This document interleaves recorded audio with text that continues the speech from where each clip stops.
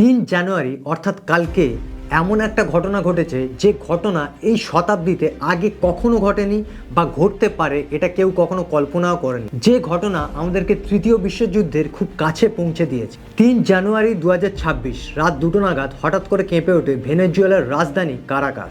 শহরে বিস্ফোরণ এবং আকাশে হেলিকপ্টারের শব্দ।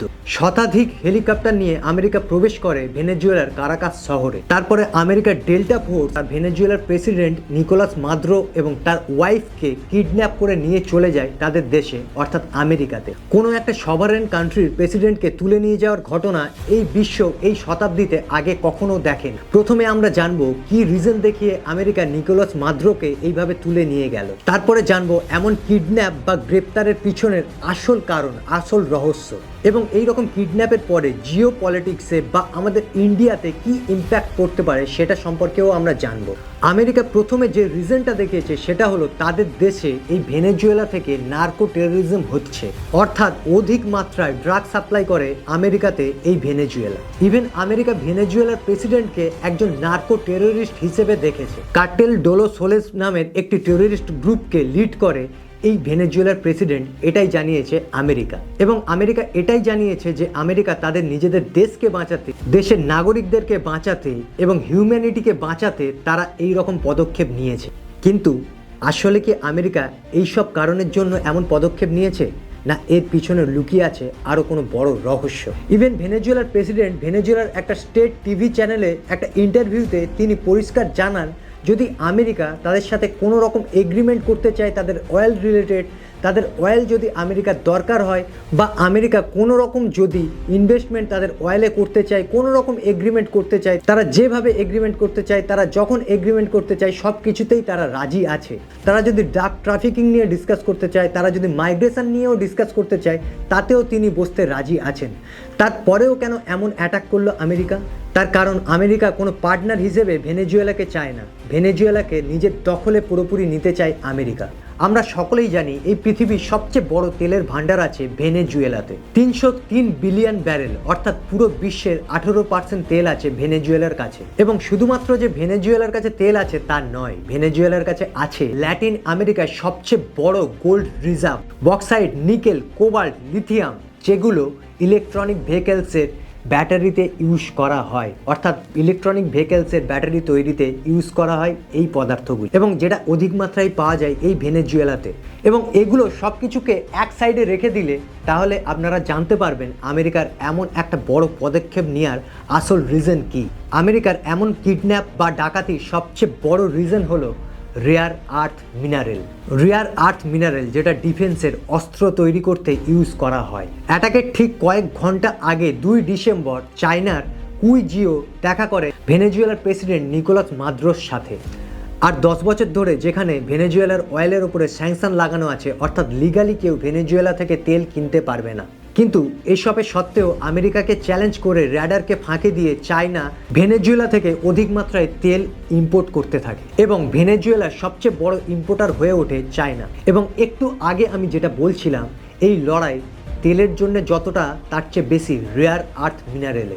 2025 সাল থেকে চলছে চায়না এবং আমেরিকার মধ্যে টেরিফের যুদ্ধ, এবং এই লড়াইয়ে জিত হয় চায়নার। যখন চায়না রেয়ার আর্থ মিনারেলের এক্সপোর্টের ওপরে লিমিটেশন লাগিয়ে দেয়, অর্থাৎ চায়না যে কোম্পানিকে চাইবে এবং যে কোম্পানিকে লাইসেন্স দেবে সেই কোম্পানি একমাত্র চায়না থেকে রেয়ার আর্থ মিনারেল এক্সপোর্ট করতে পারবে।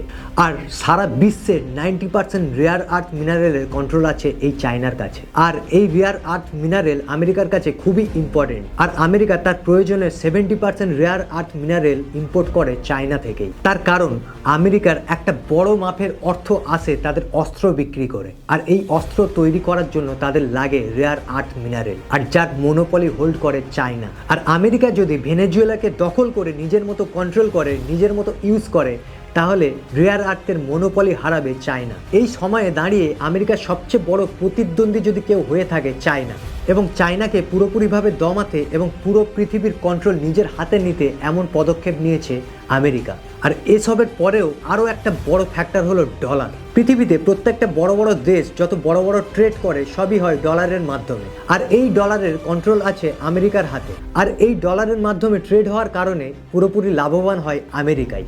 আর ভেনেজুয়েলা ডলারকে সরিয়ে চায়নার সাথে ইউয়ান বা গোল্ডের মাধ্যমে ট্রেড করতে চাইছিল, আর সেই কারণে এমন পদক্ষেপ নিয়েছিল আমেরিকা।